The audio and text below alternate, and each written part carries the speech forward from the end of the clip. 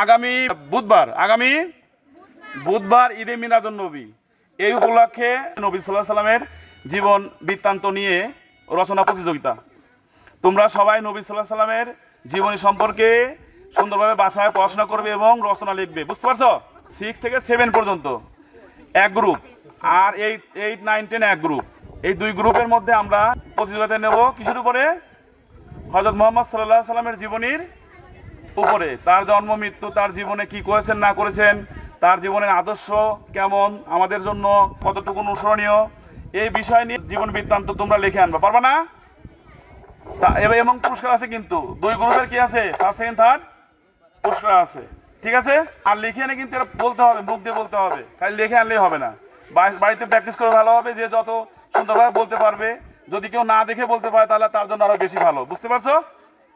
ঠিক আছে, সবাই ভালো থেকো। আল্লাহ হাফেজ।